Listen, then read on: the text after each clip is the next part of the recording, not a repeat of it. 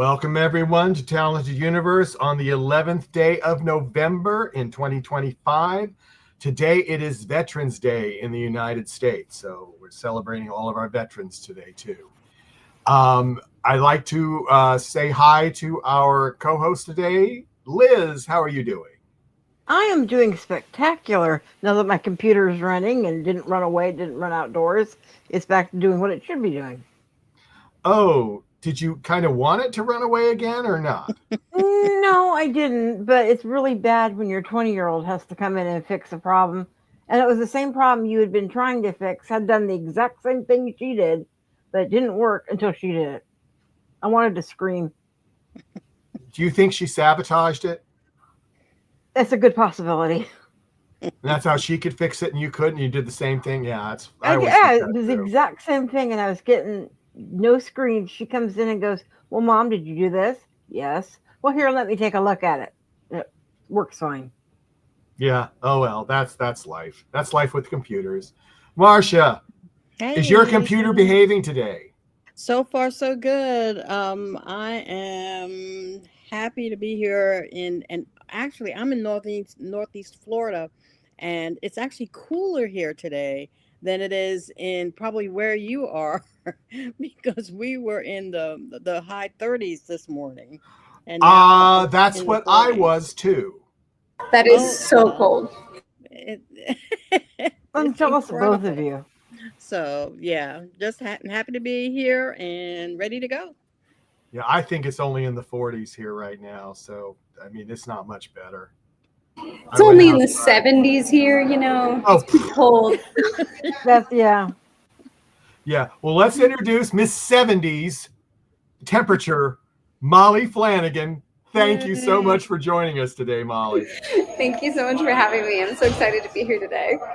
Yes, and you are in a cafe right now, correct?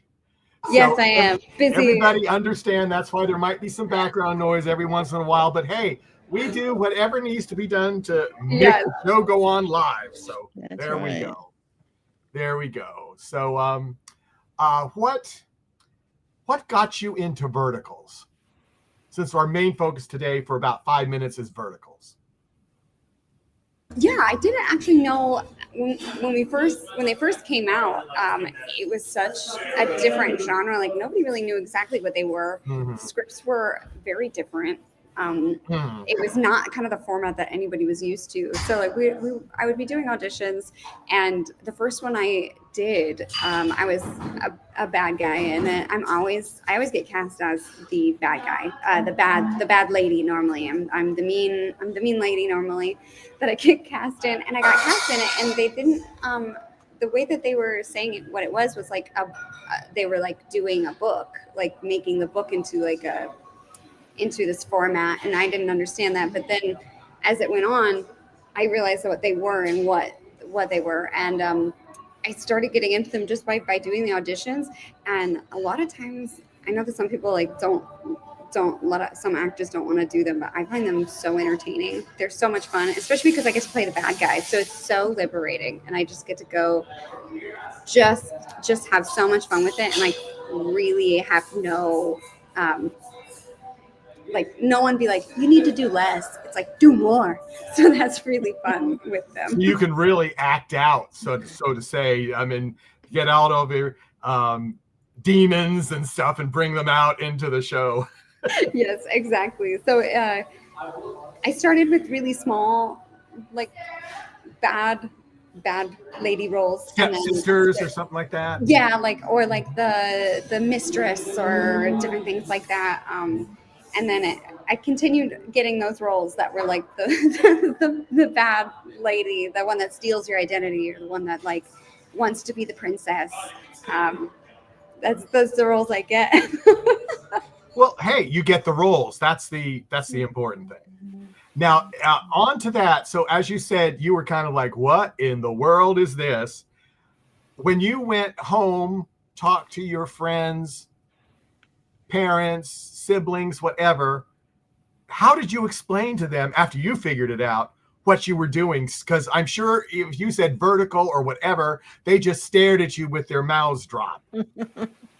Yeah, exactly. So then I finally found a way to describe it that was like, it's like a modern soap opera meets TikTok, because you get all of the endorphins of TikTok, of it being like a minute to 2 minute video with all these twists and turns, but it has the same plot lines as like a telenovela or a soap opera. Yeah, absolutely. Absolutely. And people were like, oh, that makes a lot of sense. Like, I totally get why that's such a, like, people like it so much, because it's just super easy to consume. And normally they're very entertaining. And addicting. Yes. Very addicting. Very addicting. Very addicting, yeah. That's always the sad, fun part about it. I know. Yeah. I noticed that the first one that I saw back in October of last year. And now I'm doing this. So yeah, you know. My sister lives in Sweden, and she even told me one day, she was like, Molly, I got trapped in one of the verticals. I just started looking at it, like it popped up on my For You page, and I clicked on it, and then I couldn't stop watching it. And I just thought that was so funny. She didn't get one with you in it, did she? No, she didn't. Unfortunately, oh, that would have been the I know that would have thing. been cool if it would have been like, oh my gosh, there's Molly. But yeah, that is the good. Well, I'm going to go ahead and turn it over to Liz right now. Okay. I want to touch on a few things here in a couple minutes, but first, before we do that, can we go kind of way back? And I'm doing Marsha's thing with the way back routine now, and basically talk about how you got into this, because I know that up until age of 11, you were living in Missouri, but after that, you went to Chile. And you got into acting and you got into opera. So could you explain some of that?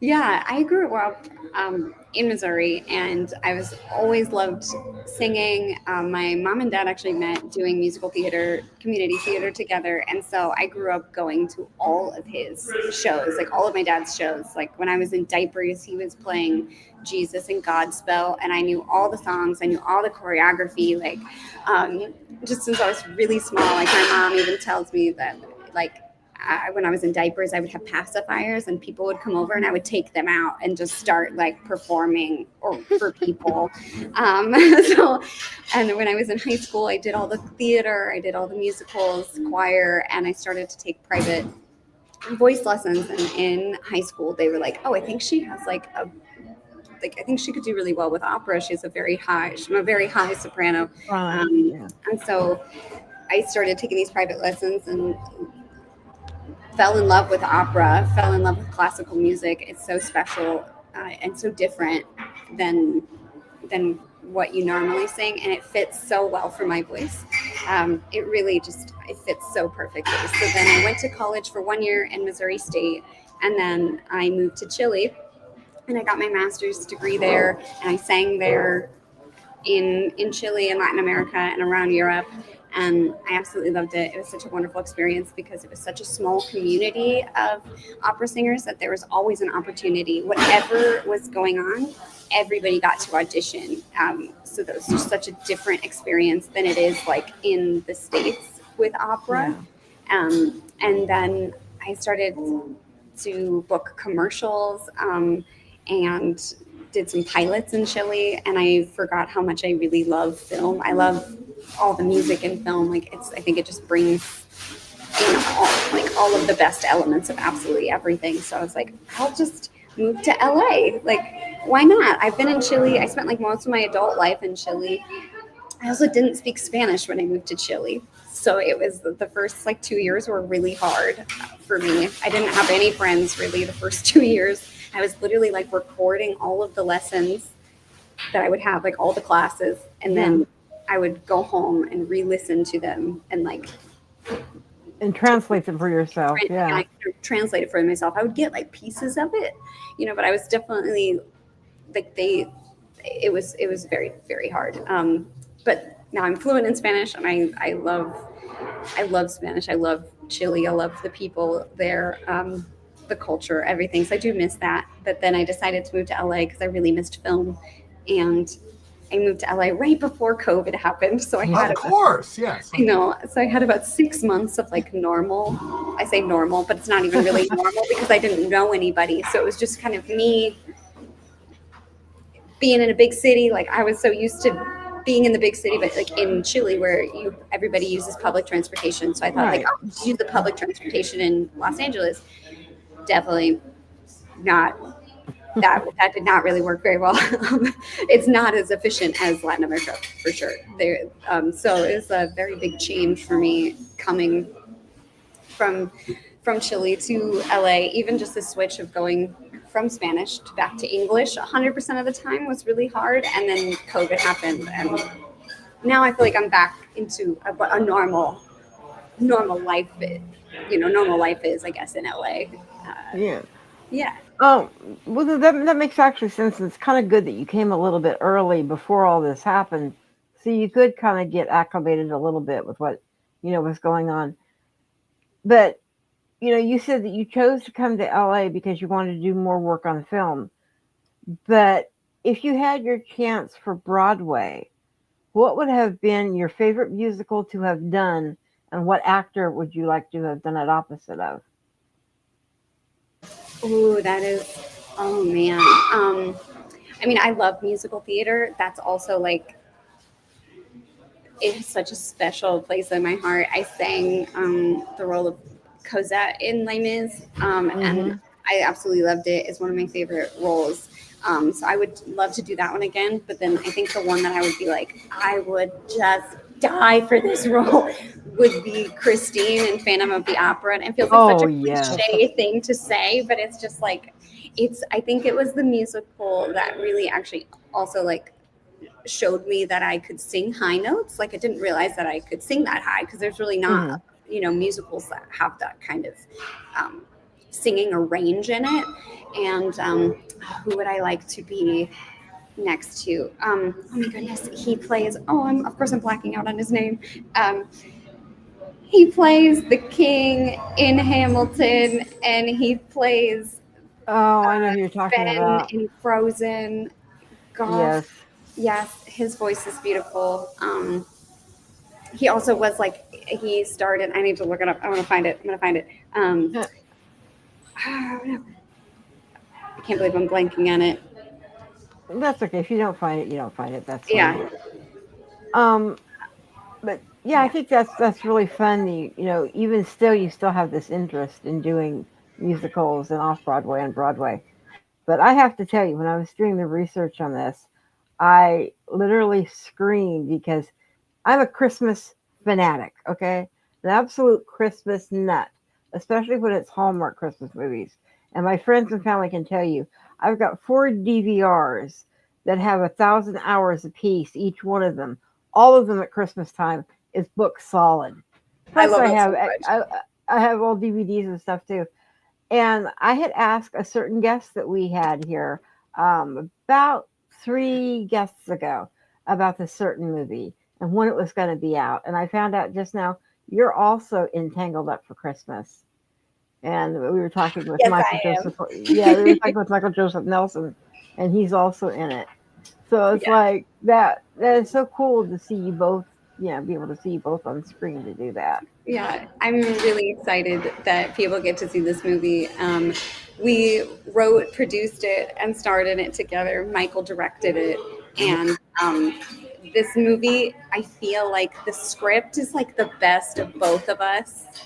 We have all these wonderful dad jokes and very heartfelt connections between family members and siblings. And I'm so excited for people to get to see it.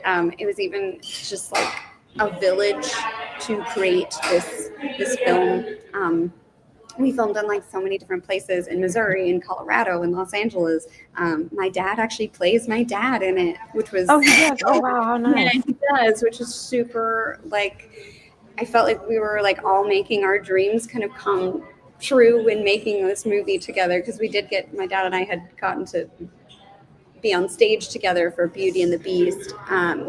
He was Lumiere and I was one of the silly girls that's like in love with Gaston. But getting to have him be in the movie after, coming back to the States and like pursuing this dream and making it happen was like really, really special. And I love Christmas too. I'm just obsessed with Christmas. So we were like, Same obviously, here, yeah. a Christmas movie. Like, I'm ready for the next Christmas movie. I'm so Oh, ready. me too. Yeah, and it's set to come out on Amazon on December 2nd. Tangled Up in Christmas. Yeah. Yes. Yeah, it's already looked for in my recorders to make sure I put it in there. I think I still got to wait like another week before I can actually put it in there and it'll catch the recording. But, I have it in there in my notes. I've got to make sure to get that one. So Awesome. I could literally talk to you. I could talk to you a lot more, but I will give it to Marsha for a minute or two. Yeah. Yes. Thank you for my minute or two. I appreciate that very much. Thank you. It was a joke. Take your time. No one. Mm-mm. Yeah, I too was really excited when I heard about a lot of what you've done and what you're doing now, including what I have to say, Jesus Christ Superstar, I saw on your resume. That musical means a lot to me. I'm originally from New York City, and I'm old enough to remember when it first came out because it was just the album and the libretto. So my siblings and I used to play the whole thing. We do the libretto. I know it by heart. I know from the first note to the last note, and I also have to say that it helped. My sister was very seriously ill a year or two ago, and I would sing this to her I'm no opera singer, but I would sit by her bed in the hospital. She was in the ICU for 30 days, for a month. And I would sing Jesus Christ Superstar because that was something that I knew inside of her dwelled. And it means a lot to me. So That's so special. That's amazing. How is your sister doing? She's doing very well. She's out of the hospital.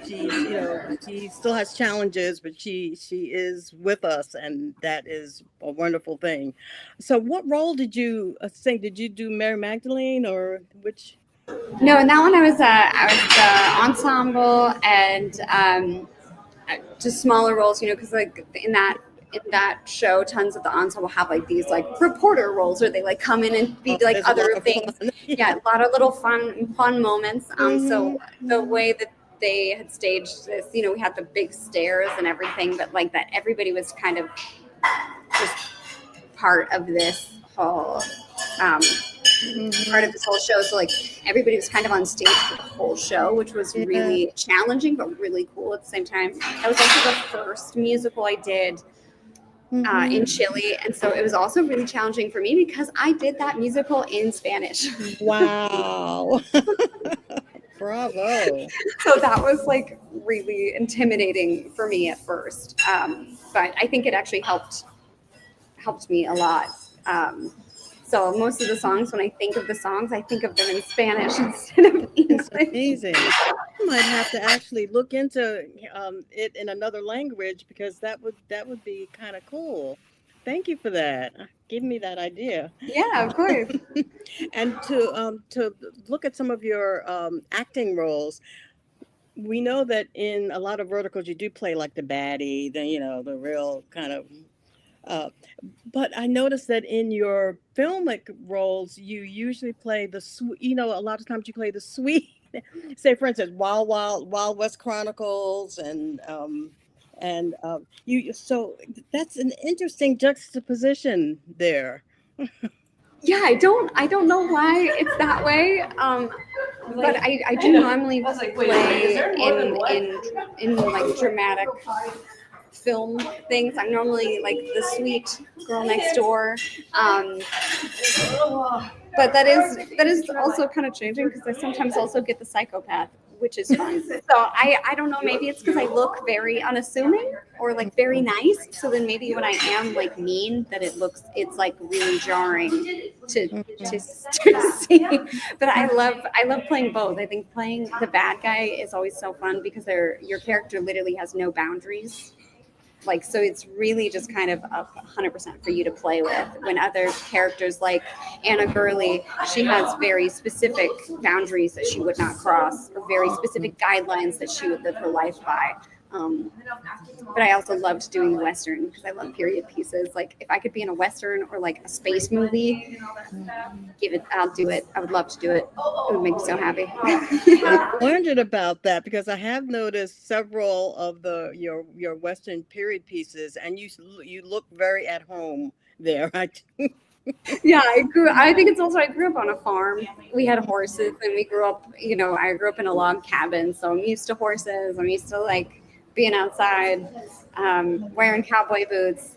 I'm very comfortable with it. And I feel like it is kind of like nostalgic for me. It's very comfortable to like get back in there, get back in the saddle, I guess, as they say. Musical Western. Oh my God. I would die for that. They did that on, oh my goodness.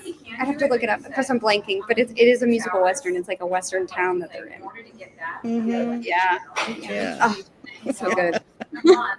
And a couple of your shorts, your short films, one I particularly that really got into my heart was Submittan. Am I pronouncing that right, or Submittan? Yes, Submittan. Yeah, I also play a bad guy in that. You do play a bad guy, and that film had gotten a lot of attention, and it was. Tell me about how that came about. Your participation in that project. Yeah, I auditioned for this short film called Submittan, and I went in and did this audition, and it was in person. It was right. I think also it was right before COVID. It was right when I moved here. It was the first like in-person audition I'd gotten, and then months went by, and then they emailed me and was like, hey, we actually are making it happen. Do you want to be a part of it? And I was like, yes, I do. And it was right before COVID happened when we were filming, but it was absolutely a wonderful project to work on it. The director, Susumu, was fantastic. He was absolutely amazing.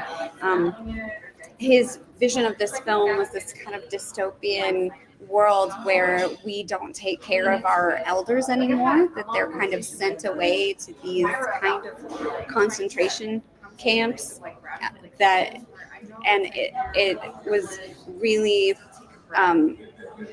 he kept talking about how he made this, and he was thinking about how in one of the wars that they even made like concentration camps basically in the United States for like Japanese citizens, and that's kind of where this was also connecting with it. So it was a really wonderful project to be a part of, and I think it was really impactful because I think a lot of times, especially in the United States, we don't take care of our elders very well. So I think it was something that it gave people a lot to think about after watching this film. Yeah. Yes, it was very heartfelt, and I think a lot of people get different things from it in different ways, and the filmmaker gave room for that, for everybody to kind of fill in different parts of it, and your role, although villainous, was an important role in that short as well. And one more short that I wanted to mention was One Moment, which also starred Cindy Pickett, who I remember from her earlier days. And, yeah, that was. I loved working on that short film. I worked on that. I'm so sorry. Did you have a question? So sorry. I got so excited to talk about it. Okay. That you beautifully led into that. Yeah. Oh, okay. Yeah, I loved working on that short film. It was actually the first time I've ever worked on shooting on film. So it's not digital, it's on film. The whole thing is done on film. And that was like so eye-opening to me. It was so nerve-wracking a little bit too, because like you're trying to not use as much film. So you're trying to make sure every take, like at least as an actor, you're like, I want every take to be perfect. So like they can just move on and be happy with it so that they're not using more of the reel. Like, I worked with Aiden, and he was the director on it, and he actually was one of the producers with his father Cornelius as on Tangled Up in Christmas, and we worked with them in Durango.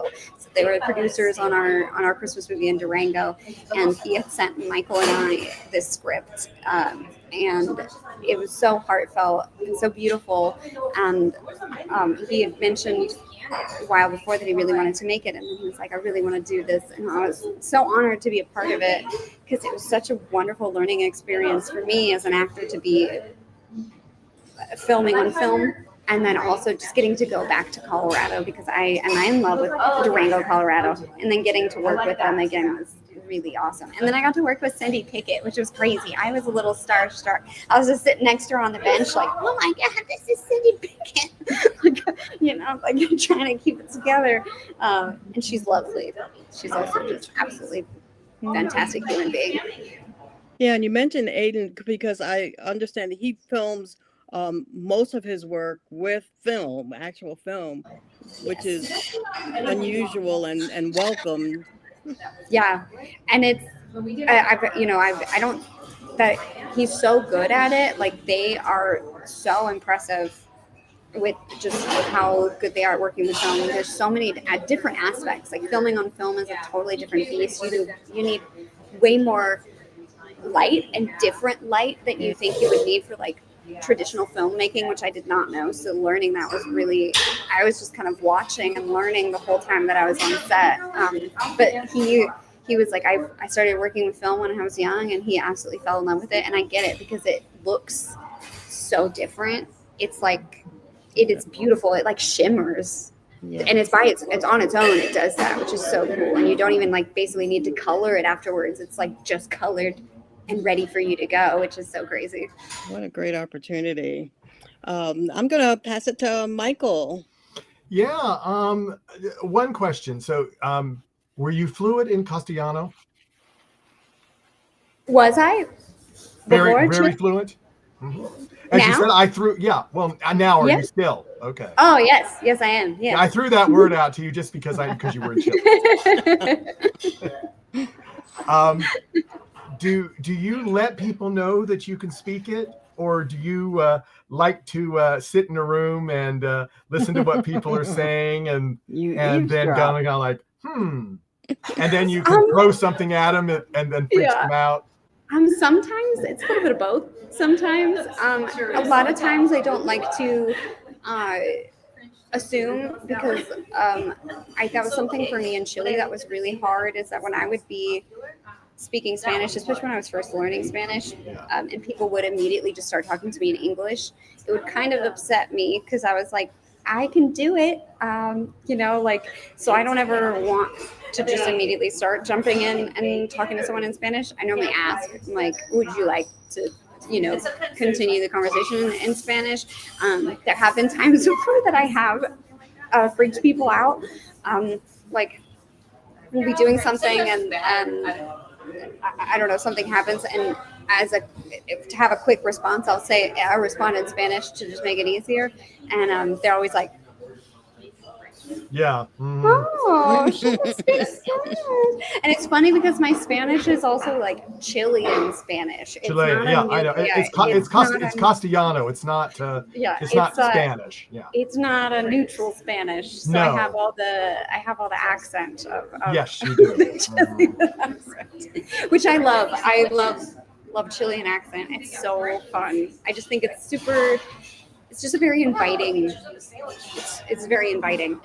But yeah, sometimes I do eavesdrop a little bit, or sometimes I use it for ease. But I never like to just assume. I think because of that, because I was always like, I can do it. I can do it. Like I got this. Well, the thing is they want to practice their English. That's what it is. Because they do. Most of the people in Chile do speak English, so I found that. I was there for a while. Yeah. Oh, you were? Oh, that's awesome. What were you doing there? I was on a church mission down there for a while. So. Oh, that's awesome. Were you in Santiago or different places around? I was in Temuco and Osorno. Yeah. Oh, that's so the southern nice. part. Yeah. Yeah. So. That's awesome. That's so cool. Yeah. Now, have I lost it? Yes. But when I first came back, I had it, and I would listen to I worked in elementary school. I'd listen to all the kids that were speaking Spanish, that were trying to bully other kids. Yeah. And I would listen to them, and I'd never say anything, and they could never figure out why I was always where they were going to intercept this child. I was always there, and I stopped it. Aw. And sneaky after person. about a year or two, I'd had it.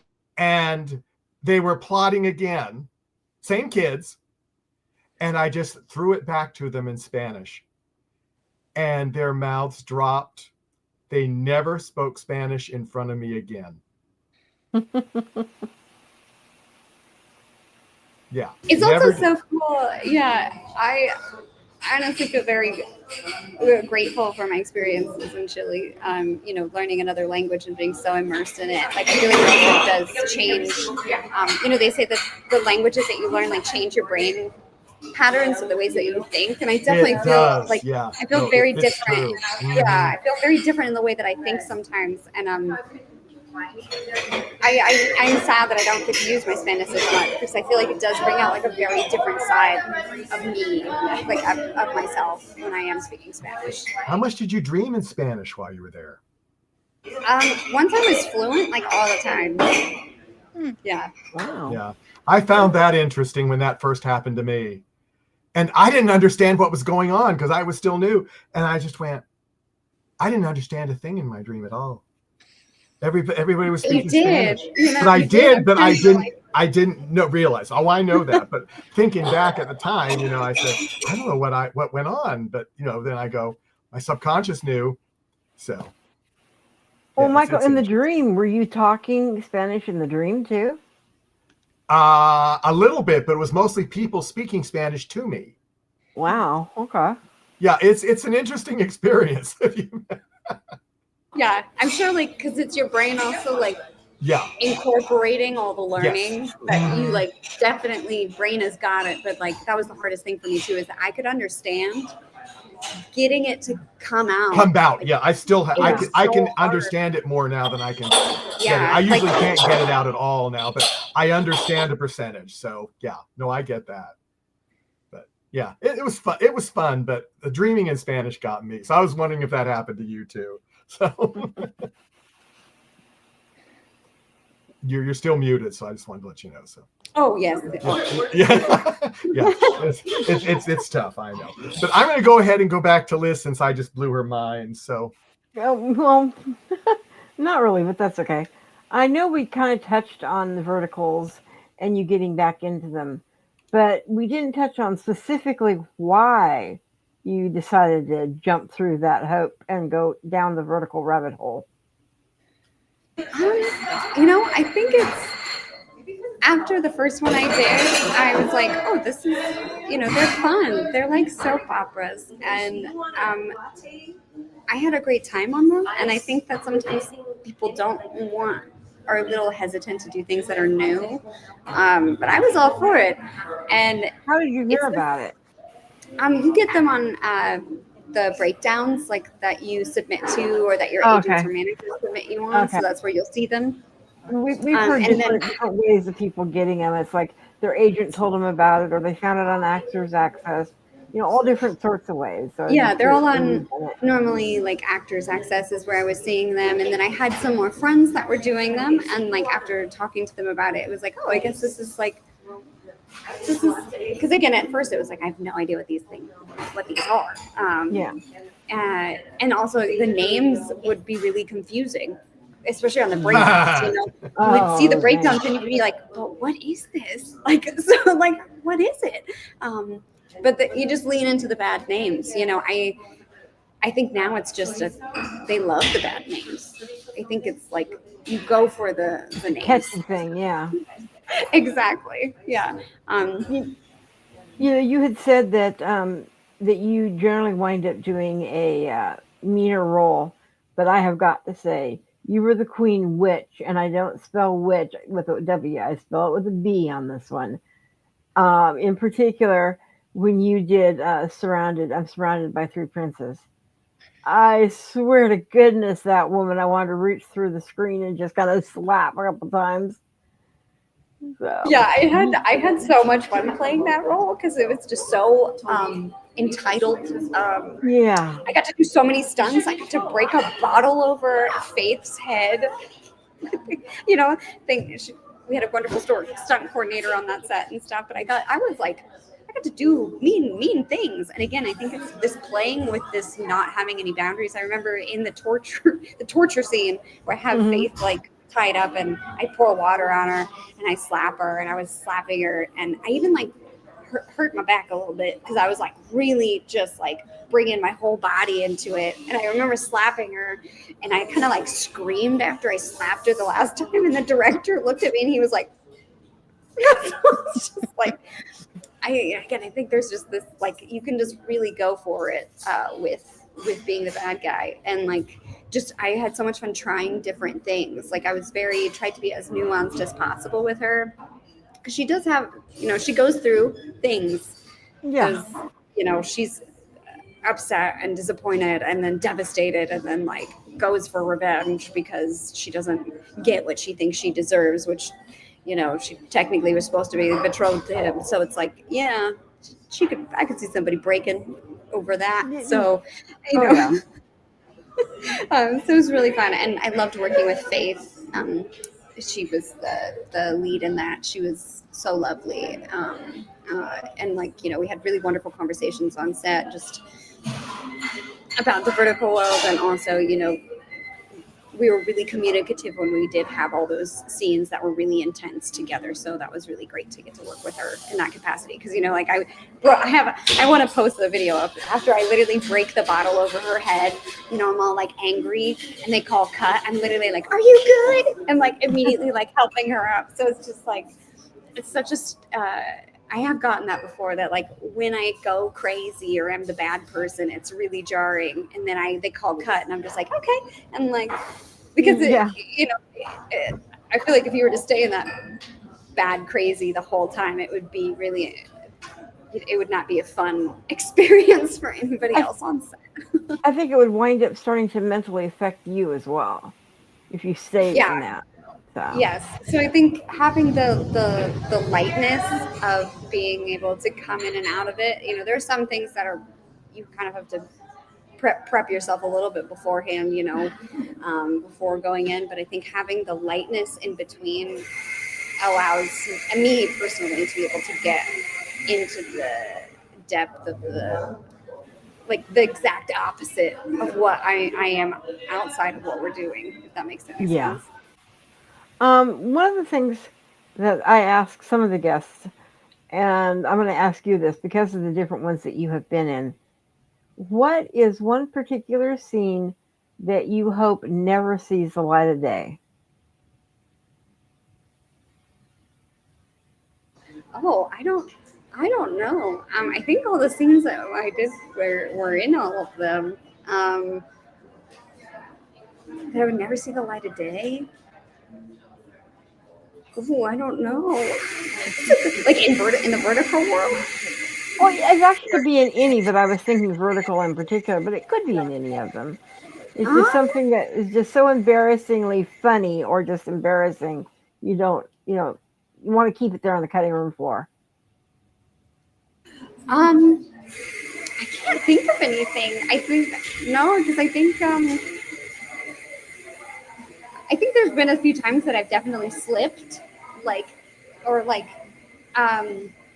I come in and I'm like, because I always bring slippers on set too, because you're in heels like all day. Yeah. So I'm sure they have some footage of me being like, can you see my feet? And they'll be like, yeah. I'm like, dang it. And so I have to like take my slippers off and like put the shoes back on. And then I'm like, okay. And then I'm like, ready. So I'm like, and I have to get bad again. But this, I think just me being like a little silly on set really is, I haven't had anything that's been really embarrassing or anything like that happen so far. In the Christmas movie, there are definitely a lot of bloopers. I want to make a blooper reel. Like there's one time where I'm like coming into the door. Also, everything gets into my eyes now. I got LASIK, and like ever since I got LASIK, everything gets in my eyes. I don't know, lint, fuzz.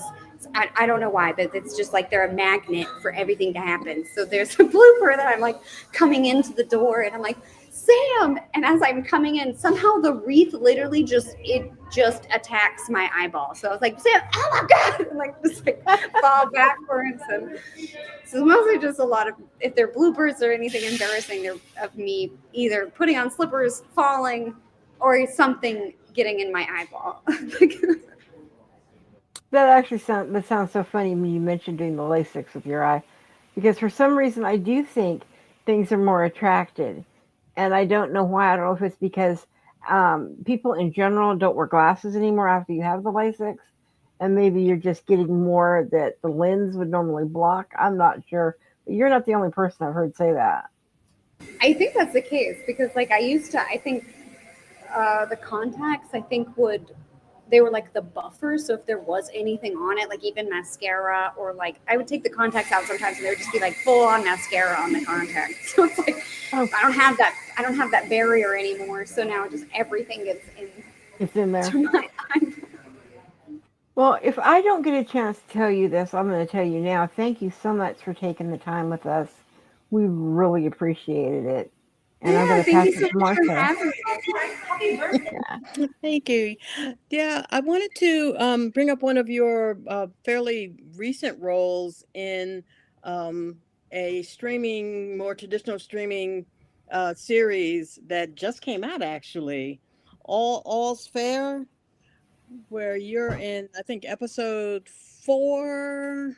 Yeah, where you play a young version of the client who she and her husband are not having a good time.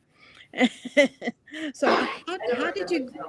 This is a fairly high profile series. So how did you get the role as young Cheryl? I think. Yeah.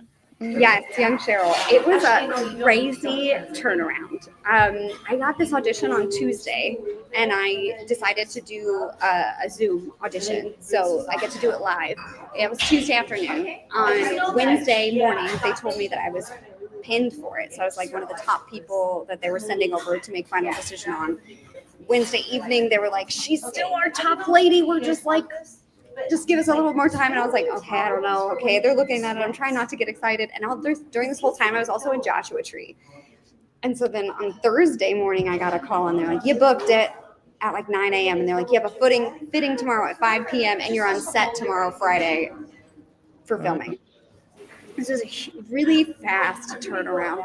And I also found out that I'm playing a young Jennifer Jason Leigh, Yes. which is also a little intimidating because she's fantastic. She's an amazing actress.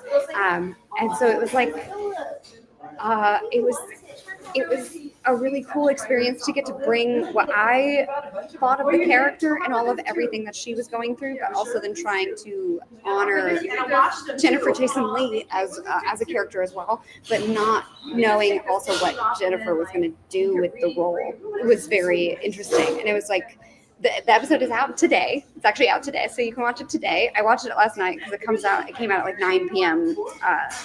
LA time. Yes. So I watched it, and it was really cool. It was so crazy. I'd be like, "Oh my God, this is what the thing." And I was sitting with Michael and be like, "And then this was the thing I just, like it was a really really cool experience." I was on 2 days for it. I think it was 4 different small scenes that we had for it, which was really cool. I watched it this morning too. So yeah. Oh, that's so great. I'm so glad you watched it. Yeah, it was it's got to be a kick working on such a high profile series because everybody's talking about it. Yeah, it's been really crazy. Just the buzz around it, and also even being on that set was crazy. I had a stand-in, which is someone who stands in for you, and when they're doing all the lighting and stuff, like I'm like waiting in my trailer, which was so crazy. I'm not used to that. I'm used to like indie film where you're the one that's standing in the light. You know all the name of the crew members. This was like there's like 100 crew members on this set. They were using like huge cranes that were just like constantly moving. The camera was like always on like just these insane rigs. So it was like a very wild experience to be on, to also like be on your trailer, and then you walk in and you see your stand-ins sitting or standing where you're supposed to be, and then they're like, "Okay, all right, come on in first team," and then you come in and you take their place, and it's just such a crazy different experience to then also come in without having been there watching, to then get there and try to soak everything up in a shorter amount of time than like what you would do like in a more indie film where you're there while they're lighting, to kind of know what's gonna happen. Seriously, it was definitely, I learned a lot, and it was like a lot of like just trying to soak up and understand, be like, okay, I got this. This is this. This is this. This is this. Like in a very short, more condensed time. Because also we were, kind of, since we were like these flashback scenes, they were kind of shorter scenes. So I think we were also like a little faster on like the I'm curious, when you were filming, had you already seen any of Jennifer Jason Leigh's? No, I didn't see anything that she did, and I didn't see any of it until last night. So I had no idea what she was going to be doing, how she was going to be doing it. So I was kind of taking the script that I got, which was only basically her part of the monologue was talking about when she met her husband and then feeling like she wasn't enough. That was basically all I got. I think I got like 3 pages. So it was not a lot to go off of, but man, I did like an immense amount of prep work based on those 3 pages of like just trying to understand for myself where this character is, or like how she gets to that point with her husband. Because it's not a overnight thing. This was a very much like a very over time, slow degradation of their relationship. So it was really interesting to see what she brought then, and then it's in this kind of different world of her younger self, which doesn't have all these feelings that she has right now when she's coming to talk to these lawyers. So that was really, really cool to get to see. I really enjoyed it. I thought you did. It meshed well together. It was fun. Thank you so much. And I also read, going back to some of your singing, that there were some candlelight experiences that you had, and that intrigued me. It's so it seems so atmospheric and lovely. So can you share some of that with us? Yeah, I really miss singing, and my partner Michael was like, why don't we just make a concert series? And I was like, oh no, we can't do that. And Michael's like, no, we're gonna do it. He's always that we're doing it, and I love that. I love that so much about him. And so we started doing these concerts called secret concerts, and I wanted to kind of take out the idea of opera that it's kind of snooty. So, I wanted it to be more accessible to everybody, because I think that is something that makes it that people don't like opera, or they don't want to go to opera. They don't want to go to these concerts because there's this idea that you have to have some kind of previous knowledge about it to enjoy it. And sometimes in the case of the classical world, they kind of do that. Like they don't give you translations of things. Like if you're going to a private, I say private, but a more like a concert series, sometimes you're not given the translations. So it's like you're just kind of sitting there like, okay, I wish I knew what this was saying. Not all the time, but sometimes. And in opera, they do put the subtitles up.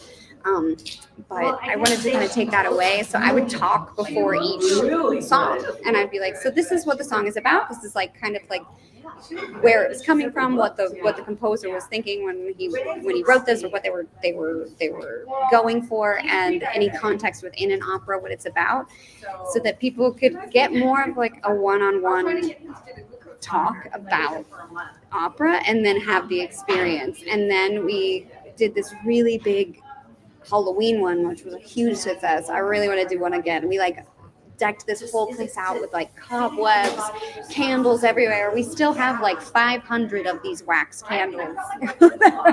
We still have them. They're in boxes. And we just decked it all out. It was so much fun. I absolutely loved it. It was it's just a great time for me to get to kind of go back to music. And I really hope that we can do it again. But we wanted it to be a more intimate concert experience, to also kind of get rid of the snootiness of, if anybody thinks that about classical music. Yeah, I can see that. I can just envision the soft atmosphere and the music. That would be lovely. I hope you do more of those. That would be lovely. I want to. And along with Liz, and I want to thank you for sharing yourself with us today. It's been delightful. Thank you so much. You've done everything. I'm sure you're going to do more. Thank you so much. Yeah, and also, Molly, I mean, I have talked to Michael about it, but we would like both you and Michael to be on, especially right after your Christmas movie comes on, so Liz can ask you all the deep questions that she is Oh my going God, to I would have. love that so much. I would love that so much. Yes. Oh my gosh, I would love it so much. I will chat with you both after the thing, and we will set a date. We can get it as much in stone as we can with vertical schedules. So yes. And so all of us will have a chance to see it on Amazon before we're on. So Amazing. So you're for that too? Yes, I'm so for that. I would be so happy to do that. Well, that is awesome. Great. And then it's a plan, and we'll get it out. So everybody, like, subscribe, and follow us, our pages. We did finally get our independent Talented Universe site up, talented-universe.com. You can still get us through the NDB Media site, but if you just want to go directly to Talented Universe, again, it's talented-universe.com. So everyone, we will see you again. We have a podcast Friday with one of the persons on, The